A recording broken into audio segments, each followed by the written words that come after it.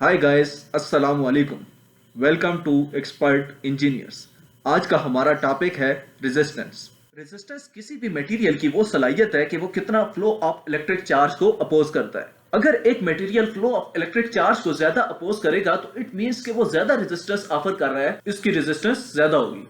Similarly, अगर एक material flow of electric charge या करंट को कम अपोज करता है तो इट मींस उसकी रेजिस्टेंस कम होगी। अब लेट्स सपोज ये हमारे पास एक वायर का पीस है जिसकी लेंथ है L, A उसका एरिया क्रॉस सेक्शन है। हम ये सपोज करते हैं कि ये जो वायर है इसका क्रॉस सेक्शनल एरिया यूनिफॉर्म है थ्रू आउट। अगर हम इस वायर की लेंथ बढ़ाएं तो इसका रेजिस्टेंस बढ़ जाएगा। It means resistance directly proportional है लेंथ के। जितनी ज्यादा लेंथ होगी उतना ज्यादा रेजिस्टेंस होगा। जबकि अगर हम इसका एरिया बढ़ाएं तो इसका रेजिस्टेंस कम हो जाएगा। मींस इसे अगर वाइड करें एरिया इसका तो हमारे पास रेजिस्टेंस क्या हो जाएगा? कम। और अगर एरिया कम करें, इससे नैरो करें तो इट मींस हमारे पास रेजिस्टेंस बढ़ जाएगा। तो रेजिस्टेंस इनवर्सली डिपेंड करता है एरिया पे। जबकि ये हमारे पास कांस्टेंट ऑफ प्रोपोर्शनैलिटी है जिसे रो कहते हैं या स्पेसिफिक रेजिस्टेंस या रेजिस्टिविटी।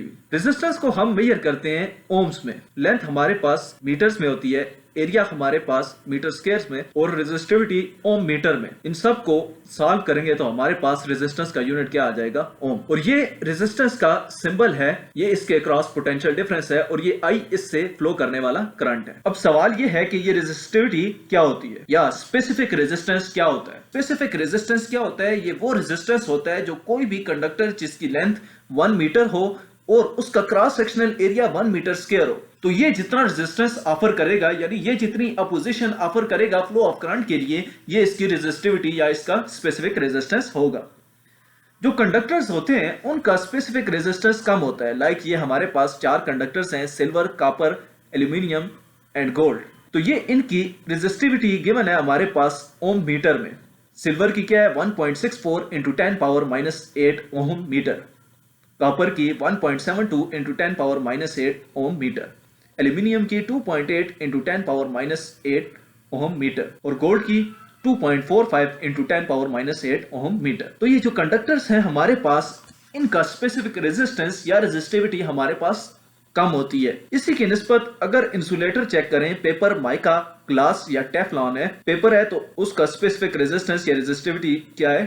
10 पावर 10 ओम मीटर। माइका की 5 इंटू 10 पावर 11 ओम मीटर। ग्लास 10 पावर 12 ओम मीटर।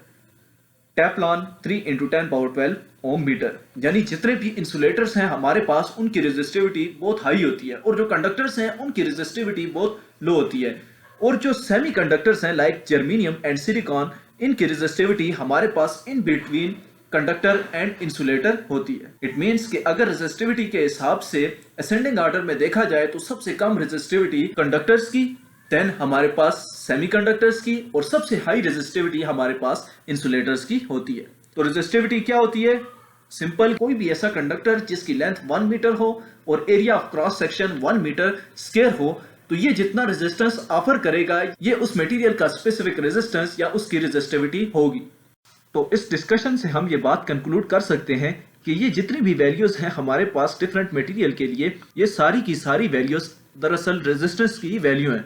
लेकिन शर्त यह है कि वो मटेरियल जो है उसका साइज इस तरह है कि लेंथ उसकी 1 मीटर है और cross sectional area 1 metre square है।